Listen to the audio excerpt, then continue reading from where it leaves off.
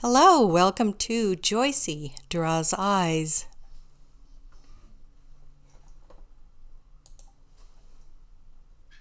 Let's talk about the equipment you need to do this.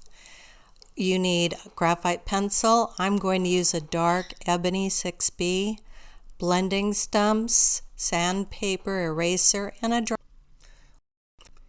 When we look at eyes to draw, we have to keep in mind how round and three-dimensional they are. And it's through shading that we'll accomplish that in our drawings.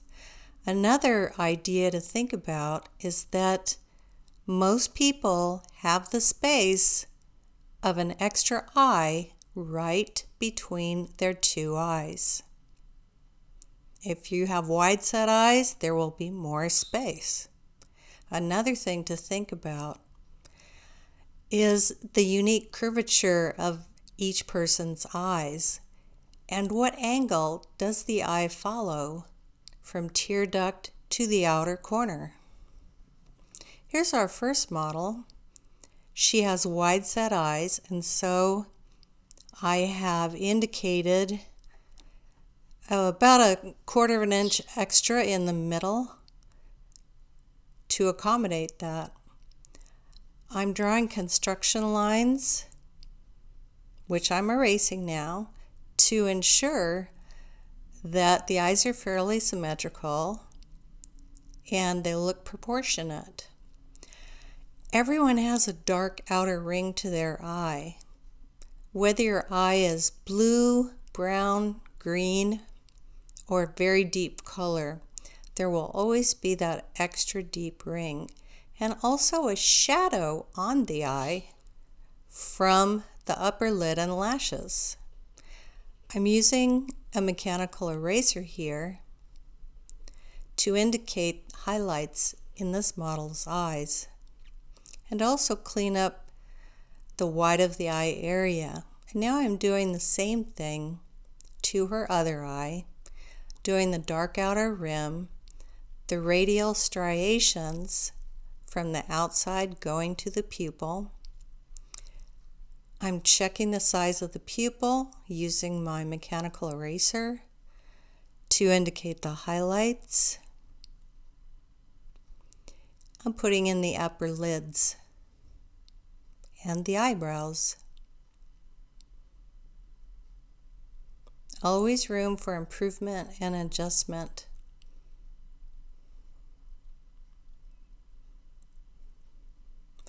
Now I'm shading around the upper and lower lid and around the top sides of the nose with the side of my pencil. I'm going to use a blending stick to smooth it into the area so it incorporates as smooth skin. Next, I'm subtracting with my eraser areas that are more highlighted. An eraser can also blend into the paper your pigment quite easily. So it won't just take away the pigment. If you hold your eraser very lightly, you can blend your pigment around the paper. Now individual hairs for the eyebrows.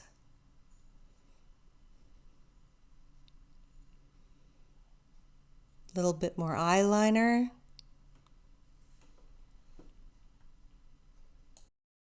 So now I'm darkening the eyeliner and the eyeshadow a little bit more, and I'm also using an eraser to pull out some of the lighter parts.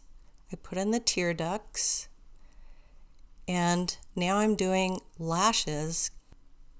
I'm trying to keep my lashes arbitrary, some long, some short, some crossing over other eyelashes. This gives it a more natural look. When I do the lashes, I press hard on the pencil at the base of the lash, curve it and sweep up, all the while pulling my pencil up so that the line becomes a little bit skinnier. Not an easy thing to do. There she is. all finished. A nice drawing, beautiful young woman.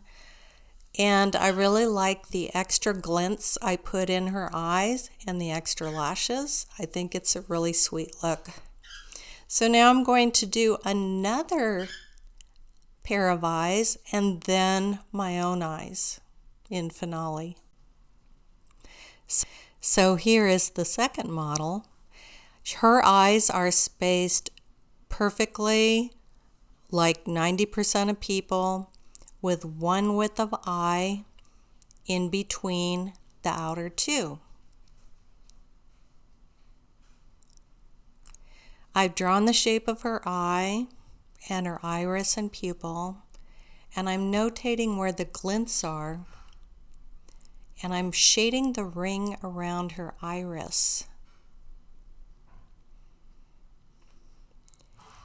Now, putting those radial striations going towards the center in her eye. I'm using an Ebony 6B, and now I'm using a blending stick to blend some of that in.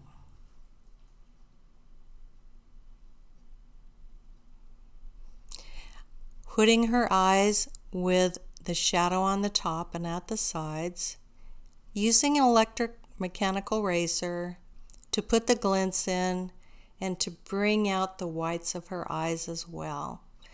Double checking that her irises are very circular and sharp. Putting the tear ducts in, the eyebrows. Those are construction lines to make sure my eyebrows are symmetrical or nearly symmetrical. Shading the lids around her eyes, the upper lid, the lower lid, taking a blending stick and smoothing it out. Now I've got an eraser. It's a cap eraser. I like using one of those, so handy. Kind of smoothing out the lid shadows around her eyes a bit.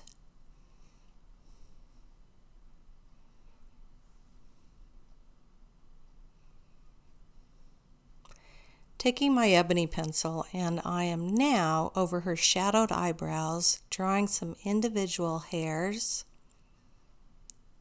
eyeliner, a little bit of makeup she's got under her eye, deepening her shadow crease on top of her eye, and dropping in some eyelashes, trying to keep the eyelashes various lengths, some short, some long, some crossing over.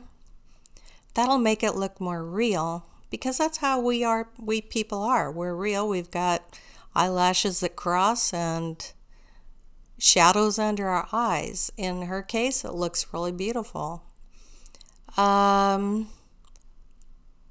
think I've got all the eyelashes in. Okay, here is the finale. Here are the two models, and this is a drawing of both their eyes on one sheet of paper using the ebony pencil. I like them. I think they're a little bit dramatic, a little bit glamorous. I like to draw eyes that way. It's a lot of fun. Now I'm going to draw my own eyes in the same way. I have a high resolution photo that I'm working from, and I also have a hand mirror at my side to check details. I'm going to be working with an Ebony 6B, and I'm going to start by drawing a horizontal line right through my eyes so I can center them perfectly. I am also drawing in where the highlighted glints will go over my iris so I can try to avoid them while I shade. I'm using the Ebony 6B, and I'm going to go a little bit darker right about now because as soon as I put my eyelids in, I'm going to start shading. My eyes are about an equal distance apart, very average. I do have laugh lines at the edge, want to put those in for sure. Now I'm getting the other eyelid in and my other laugh line and my eyebrow shape.